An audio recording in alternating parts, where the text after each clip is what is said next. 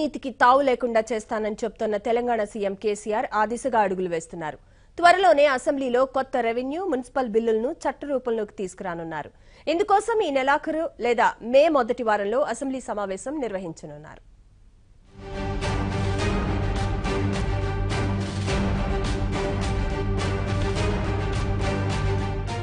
తెలంగాణ ప్రభుత్వం కొత్త revenue, municipal చట్టాలు చేయాలని నిర్ణయించింది.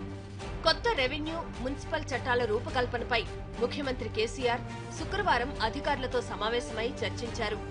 ఇప్పటి వరకు రెవెన్యూ, మున్సిపల్ చట్టాలు ఏ రకంగా ఉన్నాయన్న దానిపై సమీక్షించారు. రెవెన్యూ శాఖకు సంబంధించి 34 రకాల చట్టాలున్నాయని గుర్తించారు. వీటన్నింటినీ అధ్యయనం చేసి మార్పులు చేర్పులు చేస్తూ కొత్తగా తెలంగాణ రెవెన్యూ బిల్లును రూపొందించనున్నారు. ఈ బిల్లులో జిల్లా కలెక్టర్ల పేర్ల మార్పు, విధుల్లో గణనీయమైన మార్పులు చేయనున్నారు. దీనిని అసెంబ్లీలో ప్రవేశపెట్టి ఆమోదించి చట్టరూపంలోకి తీసుకురానున్నారు.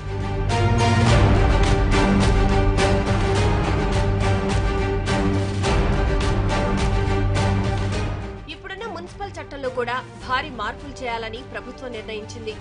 మున్సిపల్ అధికారాలకు కత్తెర వేసి జిల్లా కలెక్టర్లకు బాధ్యతలు అప్పగించాలని సీఎం కేసీఆర్ భావిస్తున్నారు. లేఅవుట్లు, నిర్మాణ అనుమతులు, పన్నుల ఖరారు బాధ్యతను కలెక్టర్లకు అప్పగించే అవకాశాన్ని పరిశీలిస్తున్నారు. దీనికి సంబంధించి చేపట్టాల్సిన మార్పులపై అధికారులకు సీఎం కేసీఆర్ దిశానిర్దేశం చేశారు.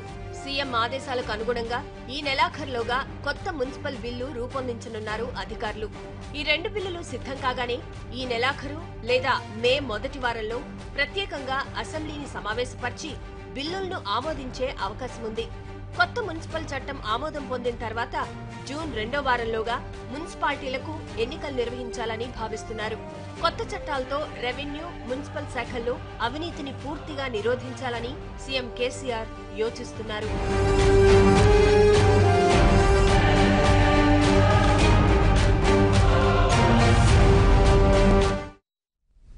ఈ విషయంలో మరో చిన్న విరామం తీసుకుందాం.